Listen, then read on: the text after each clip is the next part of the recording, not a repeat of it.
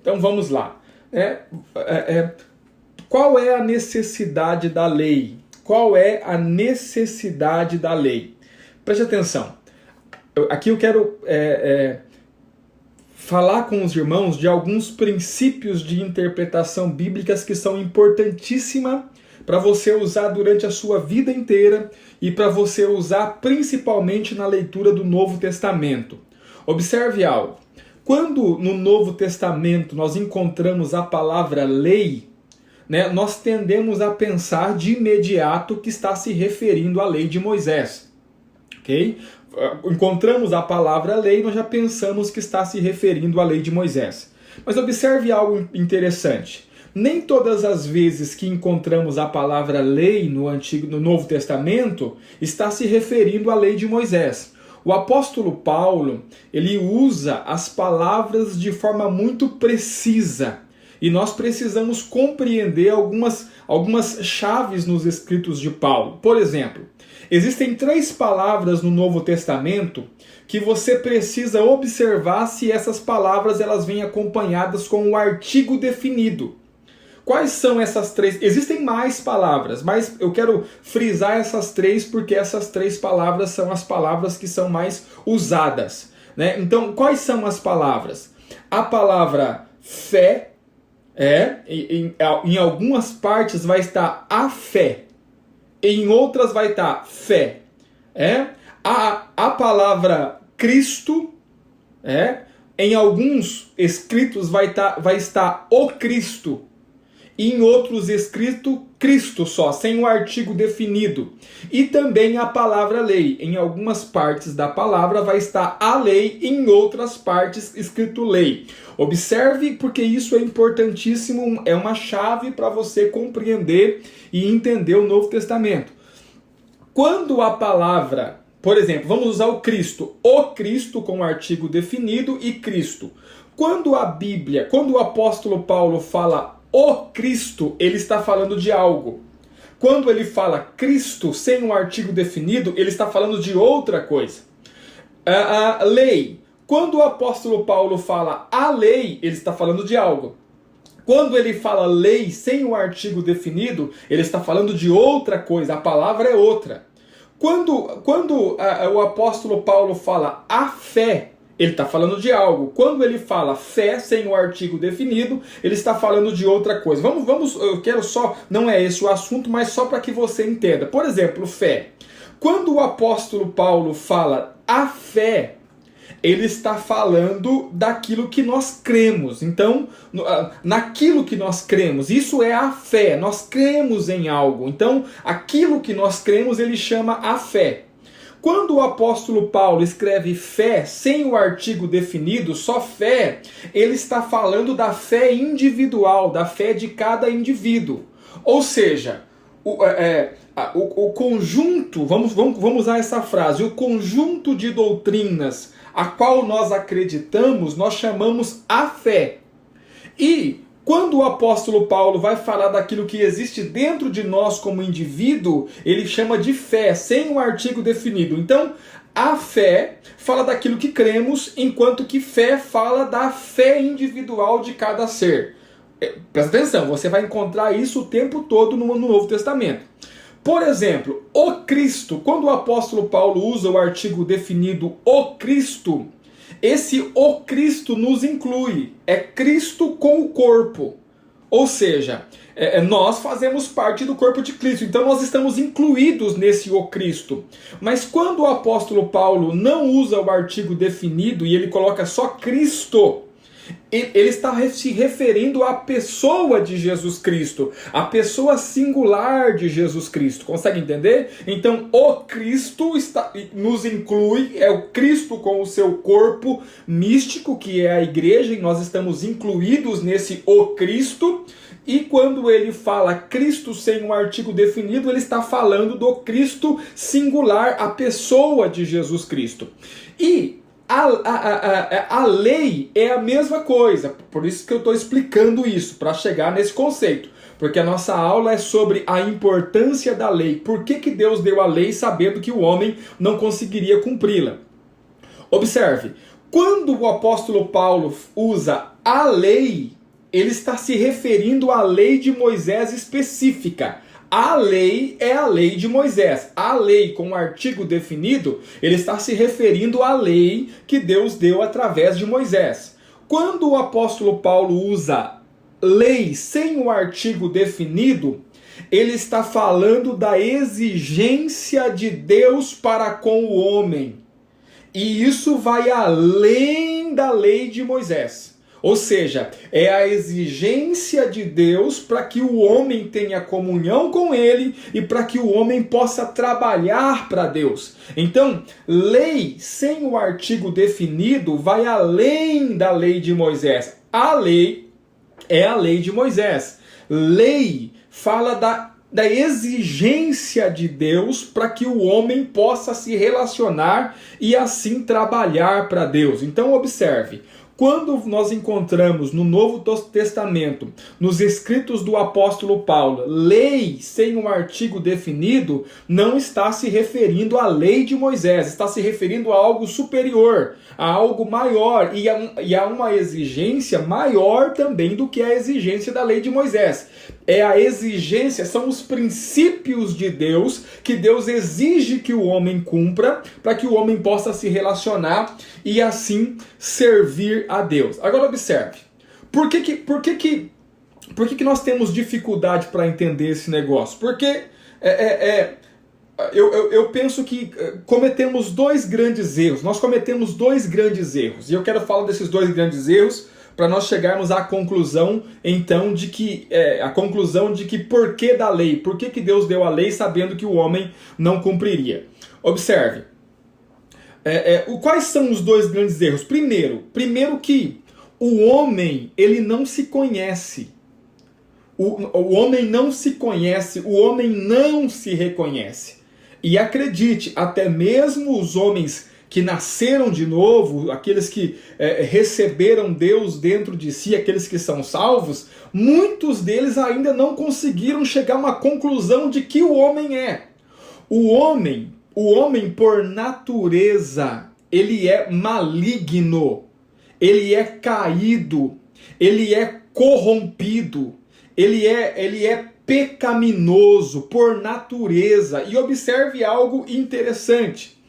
O homem, ele é tão caído na sua natureza, na sua essência, que é impossível que o homem cumpra a lei de Deus. Por dois motivos. Primeiro, porque ele não tem capacidade de cumprir a lei de Deus. E quando eu falo da lei de Deus, eu não estou falando apenas da lei de Moisés.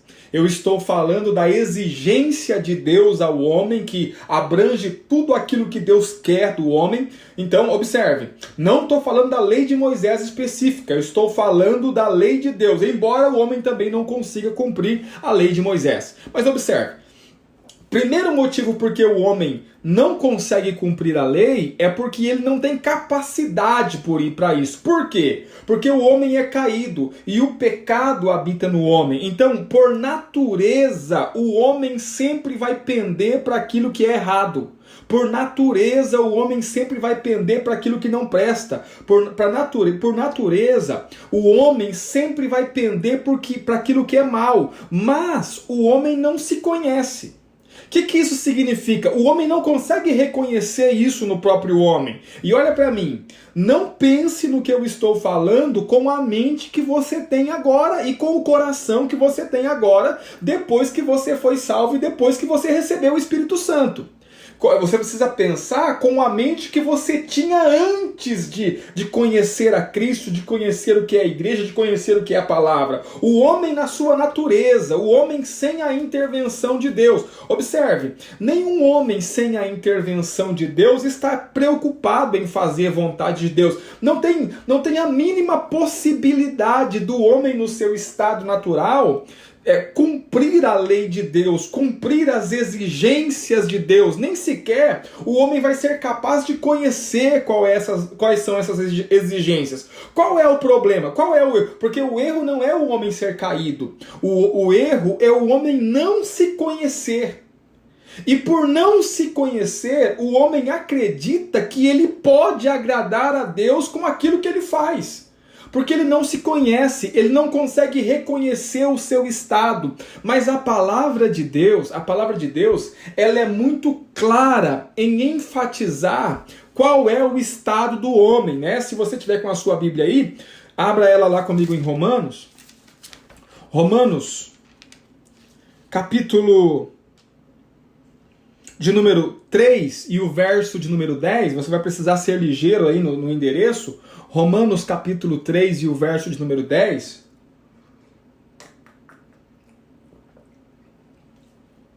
A palavra de Deus diz assim, falando sobre o homem.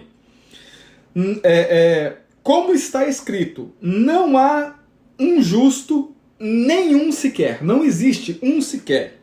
Não há ninguém que entenda, não há ninguém que busca a Deus. Todos se extraviaram e juntamente se fizeram inúteis. Observe, é isso que a palavra de Deus diz do homem. Não há quem faça o bem, não há um só, sua garganta é sepulcro aberto, sua língua trata enganosamente, peçonha de áspide está debaixo dos seus lábios, cuja boca está cheia de maldição e amargura. Os seus pés são ligeiros para derramar sangue, seus caminhos a destruição e miséria, e não conhecem o caminho da paz.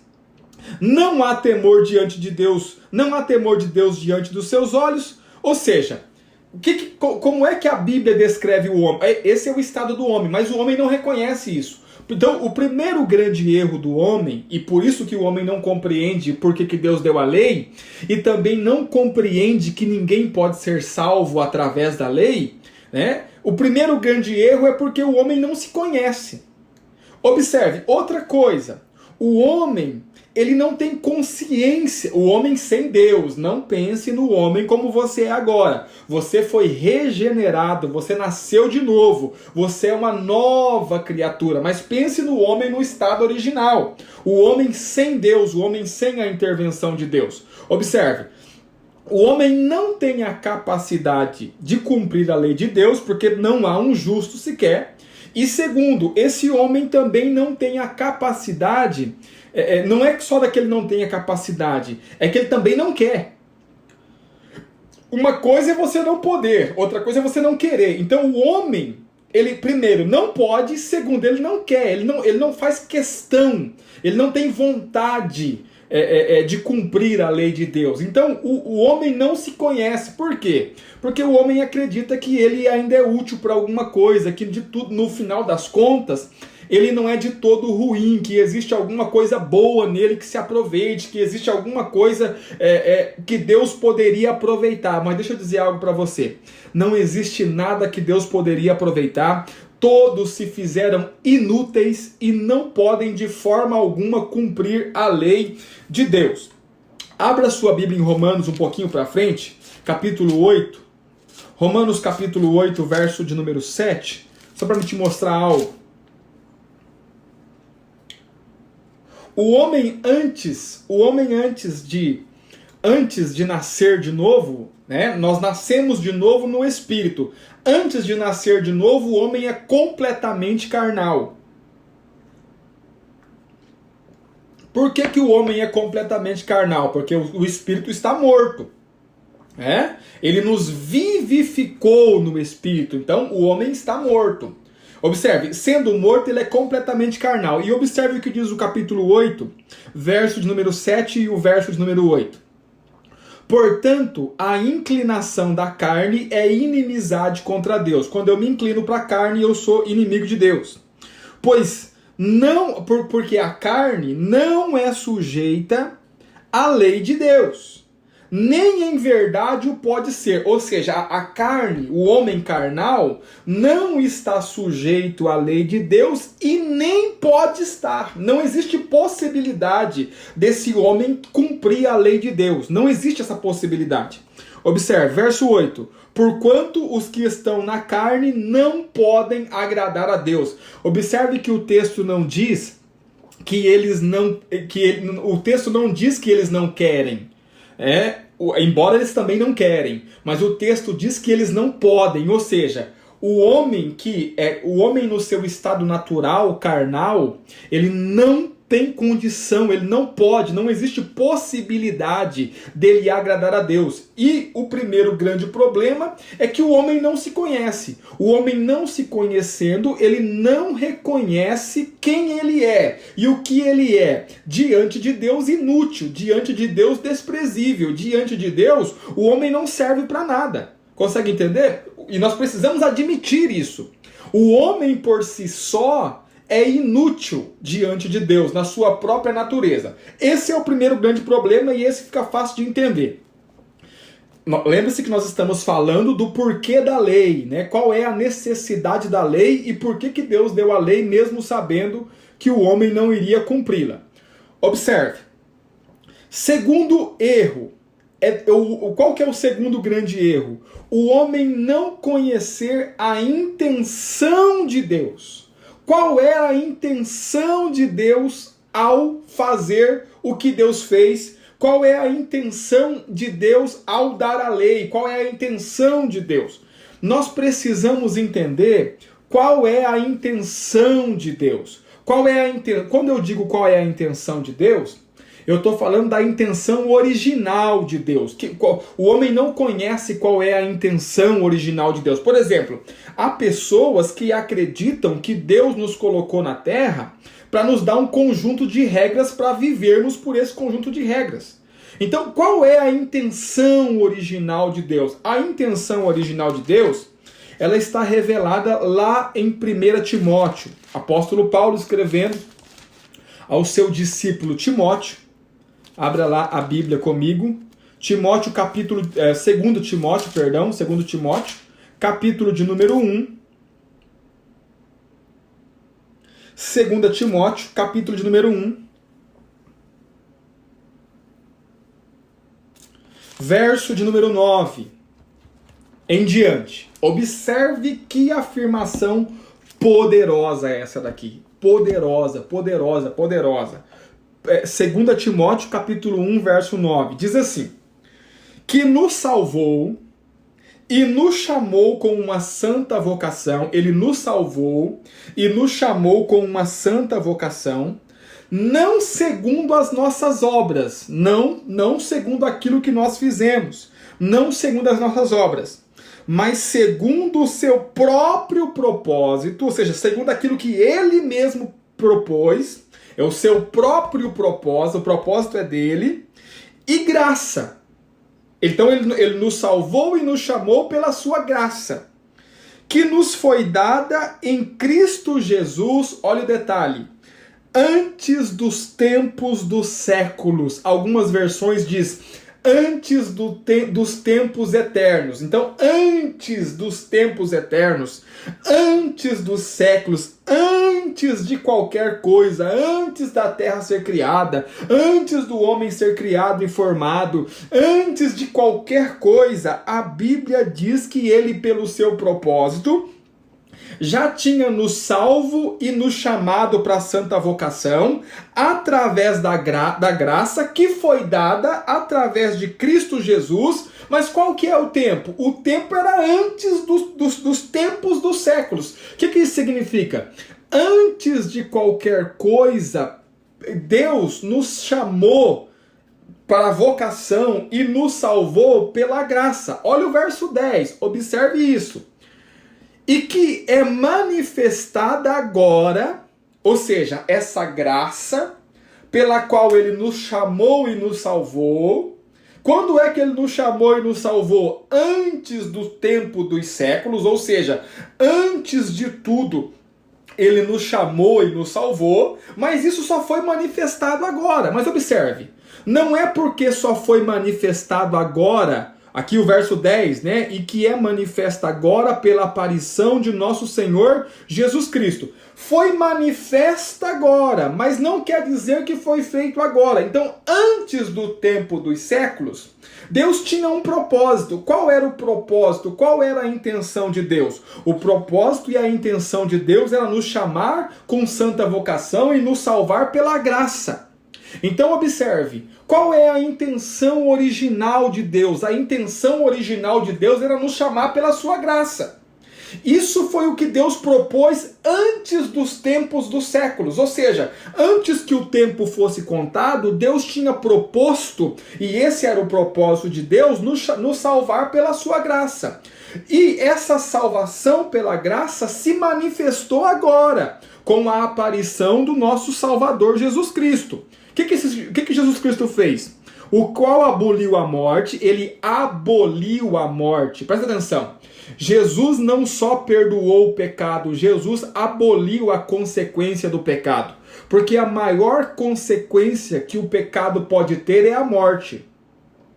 Consegue entender? A maior consequência que o pecado pode ter é a morte. Jesus não só tirou os pecados e perdoou os pecados, ele aboliu a consequência. Ou seja, qual é o pior castigo que eu poderia receber? A morte. Mas Jesus aboliu a morte. Ou seja, ele não só perdoou e tirou os pecados, ele aboliu a consequência. Não existe para você que é salvo em Cristo Jesus a possibilidade da consequência do pecado, porque Jesus ele aboliu a principal consequência do pecado, que é a morte. O salário do pecado é a morte. Isso é o que a Bíblia diz, né? Em Romanos capítulo 6, verso 23. O salário do pecado é a morte, mas Cristo ele perdoou os pecados e aboliu a morte. Ou seja, ele neutralizou completamente a consequência do pecado. E trouxe à luz a vida e a incorrupção pelo Evangelho. Então, no verso 9 e no verso 10... mostra qual é o propósito eterno de Deus. O propósito eterno de Deus, verso 9, que nos salvou e nos chamou com santa vocação, não segundo as nossas obras, mas segundo o seu próprio propósito e graça, que nos foi dada. A graça que nos foi dada, não nos foi cobrada, ela nos foi dada em Cristo Jesus antes dos tempos eternos. Ou seja, antes de qualquer coisa Deus tinha um propósito, e o propósito de Deus era nos salvar pela sua graça. Então observe, por que existe esse segundo grande erro? Porque os homens não entendem qual é o propósito de Deus. Os homens não entendem qual é a intenção de Deus. E a intenção de Deus, ela é muito clara, que é nos salvar pela graça. Essa graça que foi manifestada agora com a aparição de Jesus Cristo, com a aparição de Jesus Cristo agora, e que através da aparição de Jesus Cristo a morte foi abolida e ele nos trouxe a vida. Mas observe algo interessante. Pense comigo. Pensando sobre a intenção original de Deus. Deus cria o homem e coloca o homem no jardim do Éden. O homem peca no jardim do Éden. Primeira coisa, quando Deus colocou o homem no jardim do Éden, Deus não deu a lei para o homem. E aqui a gente vai chegar onde a gente quer. Quando Deus colocou o homem no jardim do Éden, Deus não deu lei para o homem. Não havia lei no jardim do Éden.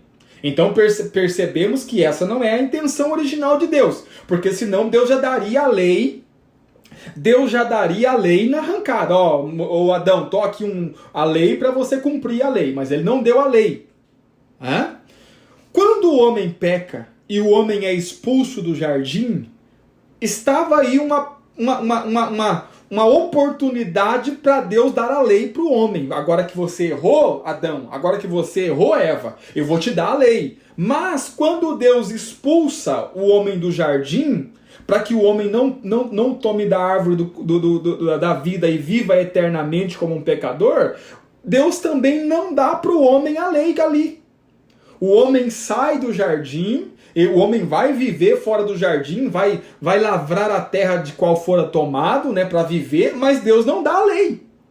Passa-se o tempo, né, passa-se muitos anos, o homem cresce e se multiplica sobre a terra, chegamos em Noé, a raça humana se corrompe a ponto de Deus querer destruir a terra, mas Deus não dá a lei. Não dá a lei. Vem o dilúvio. Aí, agora vamos começar de novo. Só a família de Noé. 8 pessoas saem da arca. Uma ótima oportunidade para Deus dar a lei. Porque agora vamos começar do zero. Lá atrás não deu certo com Adão porque não tinha lei. Agora eu vou dar a lei. Mas Deus não dá a lei para Noé. Consegue entender? E passa-se muito tempo. Pastor, quanto tempo depois de Adão veio a lei? mais ou menos, né, um cálculo aproximado, obviamente, mais ou menos 1.600 anos depois de Adão é que veio a lei. Consegue entender? Mais ou menos. Então observe, Deus deixou as coisas seguirem o curso natural. Por quê? Porque a lei não era o propósito de Deus. A lei não era o propósito de Deus. Eu quero te fazer entender isso. A lei ela nunca foi o propósito original de Deus. O propósito original de Deus sempre foi a graça. Então, 1.600 anos depois é que Deus vai dar a lei. Mas observe, Deus dá a lei em Moisés. O povo sai do Egito. Saindo do Egito, o povo entra no deserto, Moisés sobe no monte, e lá no monte Deus dá a lei. Mas 430 anos antes de Moisés, aproximadamente, ou até mais, mais de 430 anos, nós podemos colocar aí mais do que isso, porque eu quero falar de Abraão. Abraão, muito mais de 400, pelo menos uns 600 a 700 anos antes de Deus dar a lei, Deus chamou um homem por nome Abraão. E a esse Abraão, Deus revelou qual era o seu propósito eterno. Bem antes de Deus dar a lei, porque Deus vai dar a lei por causa de um problema temporário. Mas o propósito de Deus sempre foi manifestar a graça. A graça. Observe isso. Se você abrir a sua Bíblia, lá em Gênesis, no capítulo 12, você vai ver a promessa que Deus fez a Abraão. Gênesis, no capítulo 12, o chamado de Deus para a vida de Abraão, e Deus diz assim: ora, o Senhor disse a Abraão: sai da tua terra, da tua parentela, da casa de teu pai, para a terra que eu te mostrarei. Farei de ti uma grande nação. Observe, quem vai fazer é Deus. Farei de ti uma grande nação, abençoar-te-ei, engrandecerei o teu nome, e tu serás uma bênção. E abençoarei os que te abençoarem, amaldiçoarei os que te amaldiçoarem, e em ti serão benditas todas as famílias da terra. Observe, Deus promete a Abraão que através de sua descendência, ou melhor, não é através da sua descendência, é através do seu descendente. É singular, não é descendências, como falamos de muitos, é descendente, como falamos de alguém exclusivo. Deus diz que através do descendente de Abraão, todas as famílias da terra serão benditas. Agora a pergunta é, quem é Abraão? Abraão é um idólatra. A Bíblia diz que Abraão, com sua família e o seu pai, eram fabricantes de ídolos. Abraão não é um cara certinho, Abraão não é um cara... Presta atenção, Abraão está conhecendo agora esse Deus que está falando com ele. Abraão, junto com a sua família, eram fabricantes de ídolos. Por quê? Porque Deus não deu um conjunto de regras a Abraão. Observe, Deus não deu um conjunto de regras.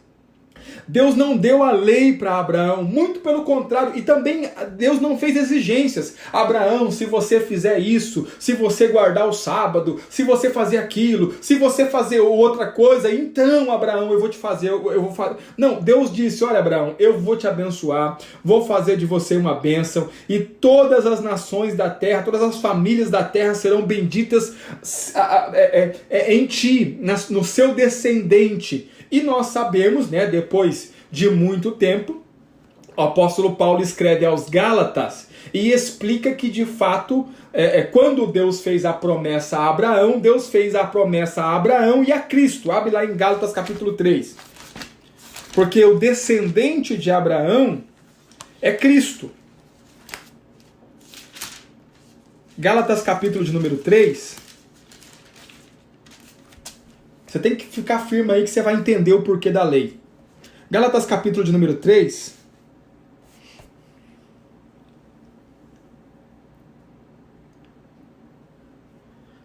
Gálatas capítulo 3. Verso de número 16. Observe. Ora, as promessas foram feitas a Abraão e a sua descendência. Não diz as descendências, como falando de muitas, mas como de uma só, e a tua descendência, que é Cristo. Então a descendência de Abraão é Cristo. Então o que Deus falou para Abraão?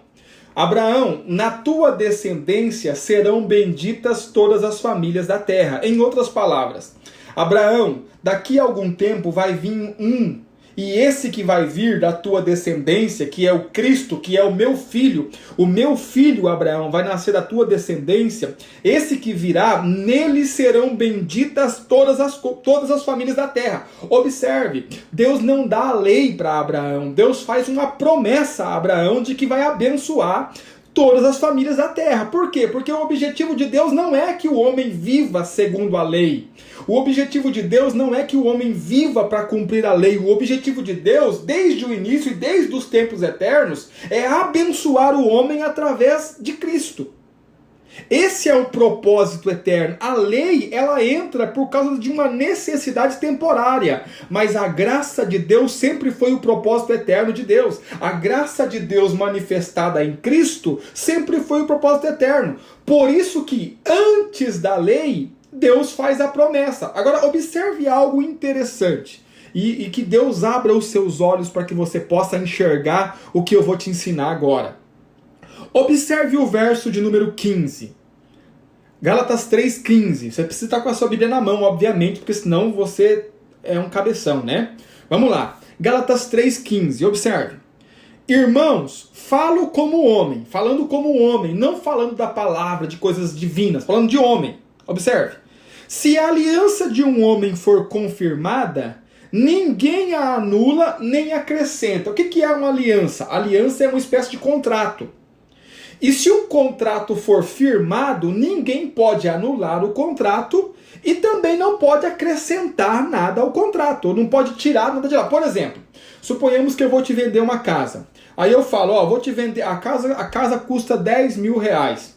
Quer comprar? Não, eu quero comprar 10 mil reais. Aí, então vamos fazer o contrato. A gente vai lá, fazemos o contrato, a aliança, o contrato, nós assinamos o contrato. Depois que nós assinarmos esse contrato e esse contrato for estabelecido, confirmado, que no nosso caso é registrado em cartório, eu não posso chegar em casa e falar assim, olha, eu acho que eu vendi barato.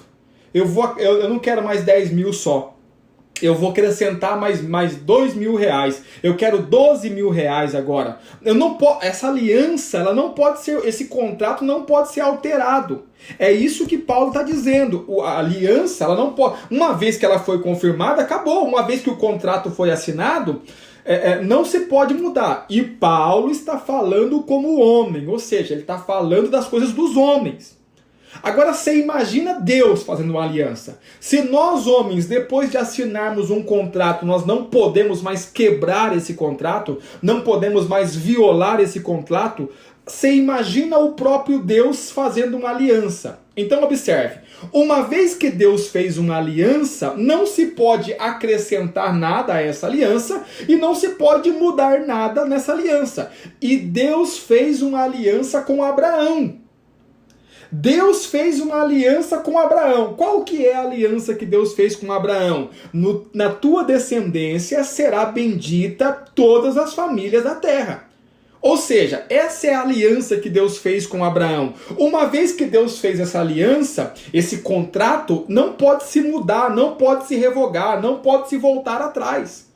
Você consegue entender? Se os homens honram os seus contratos, você imagina Deus. Então observe, vamos fazer a leitura só para você entender algo. Verso 15. Irmãos, como homem falo, se a aliança de um homem for confirmada, ninguém a anula e nem a acrescenta. Ora, as promessas foram feitas a Abraão e a sua descendência. Observe. Por que promessa? E por que promessa? Porque Deus falou para Abraão de coisas que iriam acontecer. Observe, Abraão, vai vir um da sua descendência, e nesse que vai vir serão benditas todas as famílias da terra. Então, a isso nós chamamos de promessa. Por quê? Porque diz respeito a coisas futuras. Abraão teria que esperar para isso acontecer. Mas observe, para nós não é promessa. Por que para nós não é promessa? Porque o descendente já veio, que é Cristo. E ele já cumpriu todas as coisas. Então, para nós é graça. Por que para nós é graça e para Abraão é promessa? Porque para nós é algo que já foi feito. Para Abraão era algo que ainda ia acontecer. Mas observe, a graça e a promessa é a mesma coisa. A graça e a promessa é a mesma coisa. Graça para nós, porque já aconteceu. Promessa para Abraão, porque para Abraão ainda iria acontecer, porque é futuro. Então, a promessa que Deus fez a Abraão é a nossa graça. A promessa que Deus fez a Abraão é a nossa graça. Promessa para Abraão, porque falava de coisas futuras. Graça para nós, porque já é algo concretizado. Então, observe. As promessas foram feitas a Abraão e a sua descendência. Não diz as descendências, como falando de muitas, mas uma só. E a tua descendência que é Cristo. Verso 17, observe isso. Mas digo isso, que tendo sido a aliança anteriormente confirmada por Deus em Cristo, ou seja, qual aliança? A promessa que Deus fez para Abraão é uma aliança que Deus fez com Abraão. Então, uma vez que essa aliança, essa promessa foi confirmada por Deus, a lei, aqui chegamos no ponto. A lei que veio 430 anos depois, não a invalida, de forma a abolir a promessa, que é a aliança. Ou seja, o que é que Deus fez primeiro? Deus fez primeiro a aliança, que é a promessa que Deus fez a Abraão. Qual é a promessa? Na tua descendência serão benditas todas as famílias da terra. A bênção pela graça. Eu vou abençoar vocês. Eu vou dar para vocês de graça. Essa é a aliança e a promessa que Deus fez com Abraão. Uma vez que essa promessa, essa aliança foi confirmada, a lei que vem 430 anos depois não pode invalidar essa promessa, essa é a aliança. Então observe, se a lei que foi dada depois de Deus fazer a aliança não a invalida, então por que ele deu a lei? Por que razão veio a lei? Verso 18. Por quê? Observe. Se a herança provém da lei, o que é a herança? A promessa. Se essa promessa que Deus fez provém da lei, já não provém da promessa. Ou seja, o que é uma promessa? Uma promessa é eu prometer a você que vou fazer algo. Isso é uma promessa. Se eu cobrar de você alguma coisa, então não é uma promessa. Consegue entender? Então é dívida. Para ser promessa precisa ser gratuita. Então observe. Se a herança provém da lei, o que é a lei? Exigência. As exigências de Deus. Lembra do começo da aula? Então, se a herança que nós vamos receber, aquilo que Deus tem para dar, vem através da lei, então não é promessa. Mas Deus, pela promessa, a deu gratuitamente a Abraão. Ou seja, não pode cobrar nada. Porque é promessa, é gratuito, eu prometo. Não estou pedindo algo em troca, estou prometendo. E é promessa para Abraão, porque falava de coisas futuras. Observe, mas a herança não pode vir pela lei, porque o que é a lei? Exigência. Então não seria promessa, seria dívida. Consegue entender? Espero que você tenha entendido. Verso 19. Aqui que está a chave, olha lá. Logo, por que é a lei? Então tá, presta atenção. Olha o resumo, olha que coisa maluca. Tá, Deus fez a promessa. Deus fez a aliança. Deus deixou 1.600 anos sem lei. Deus fez a aliança e essa aliança não pode ser revogada, não pode ser acrescentado nada. Então por que Deus deu a lei? Para que motivo Deus deu? Para que fidelidade que veio a lei? Observe, verso 19. Logo, por que é a lei? Para que motivo então a lei? foi ordenada por causa das transgressões. Observe isso aqui. Aqui tem um ponto que nós precisamos entender. A palavra ordenada aqui, no original, é prostiteme, essa é a palavra. E essa palavra significa adicionar. Então a lei foi adicionada. Presta atenção, qual que é a ideia de adicionada? Observe, vamos supor que a gente vai comer em um lugar. Aí nós vamos comer, nós pedimos lá, nós pedimos 3 pratos. Aí comemos rapidamente os 3 pratos e percebemos que o nosso propósito original ali, né, que era comer os 3 pratos, os 3 pratos não foram suficientes para suprir aquilo que nós precisávamos. Então nós pedimos para o garçom adicionar um quarto prato. Então ele vai adicionar um quarto prato que não faz parte da nossa intenção original, mas para que seja cumprido ali uma necessidade imediata, vai ser adicionado. Então observe, Deus não precisava dar a lei porque esse não era o propósito original de Deus. Mas Deus adicionou a lei por causa das transgressões. E aqui entra o motivo de vir a lei. Por que a lei? Porque se Deus não dá a lei, o homem nunca ia reconhecer que era pecador. O motivo da lei vir é para mostrar ao homem quem ele era. Para mostrar ao homem quem ele é. Observe isso. Abra sua Bíblia lá em Romanos capítulo 4. Marque aí o Gálatas. Abre lá em Romanos capítulo 4.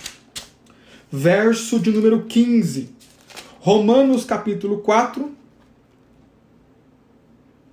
Olha que maluco isso. Romanos 4:15. Diz assim a palavra de Deus. Porque a lei opera a ira.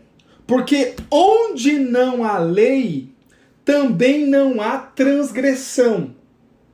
Onde não há lei, também não há transgressão. Olha o problema.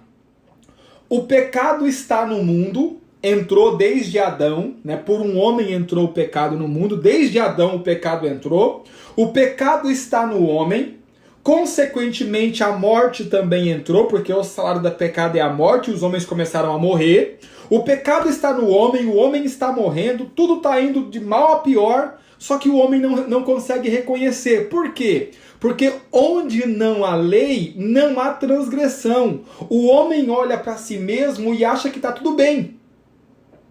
Porque a transgressão, presta atenção, uma coisa é o pecado, outra coisa é a transgressão.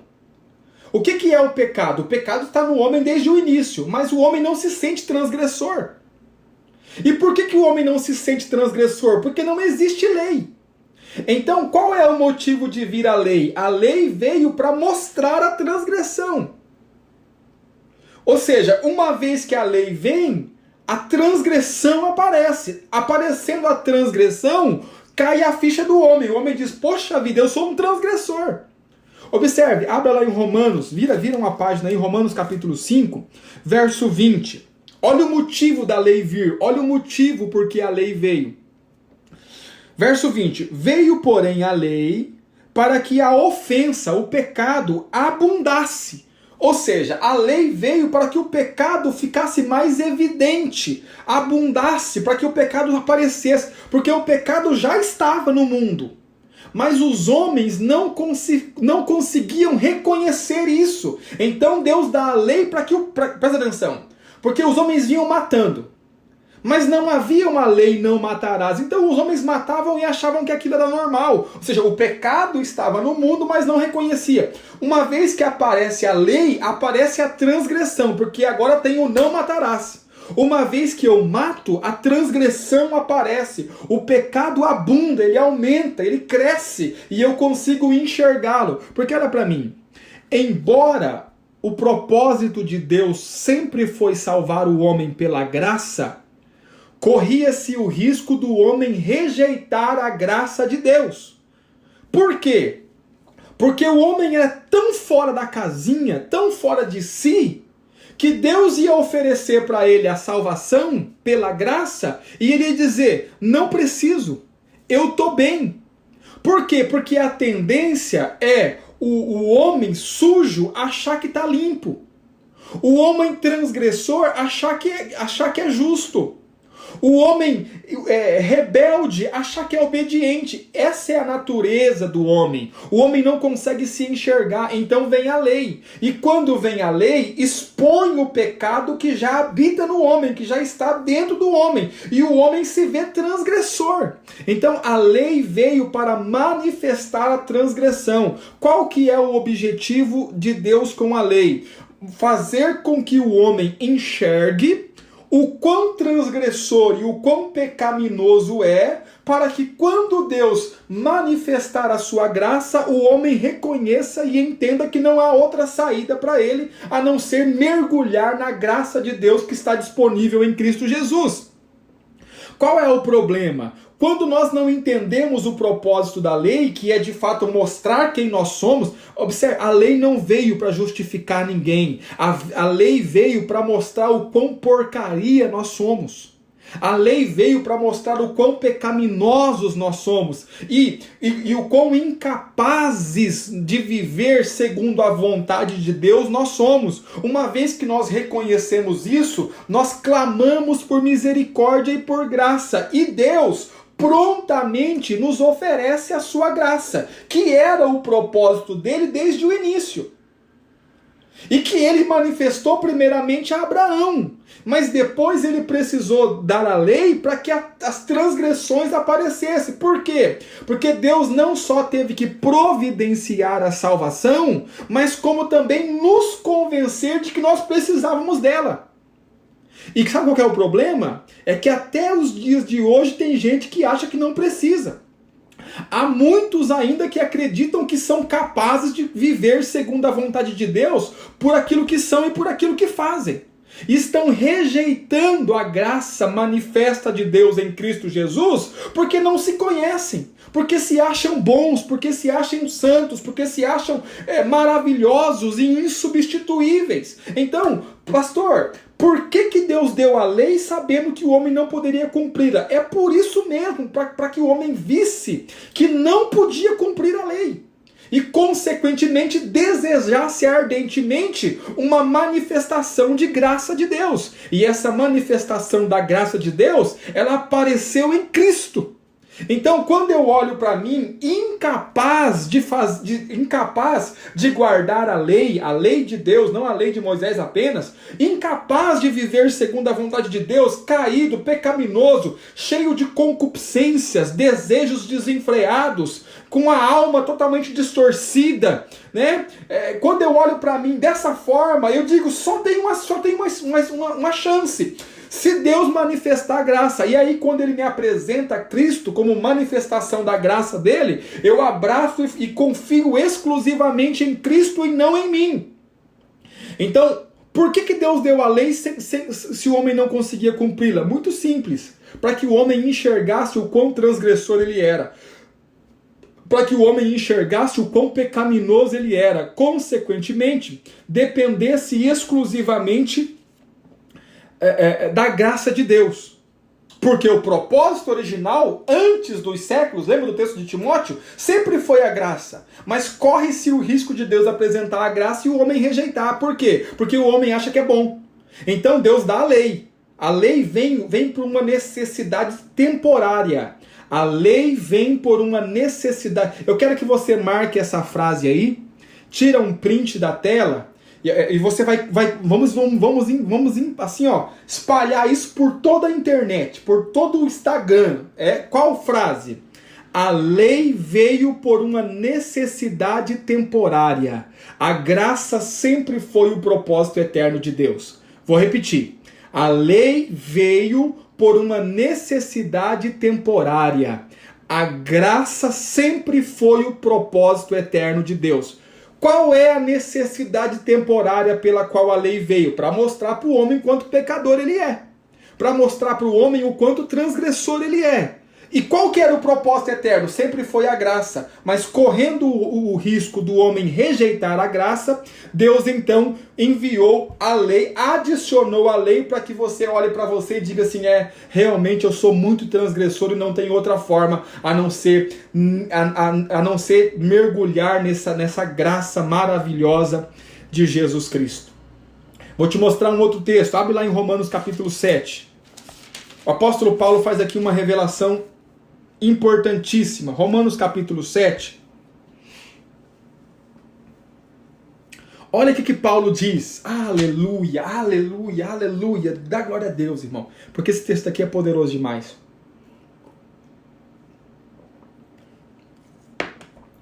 Quando terminar aqui a live, eu vou publicar, eu vou postar no meu feed lá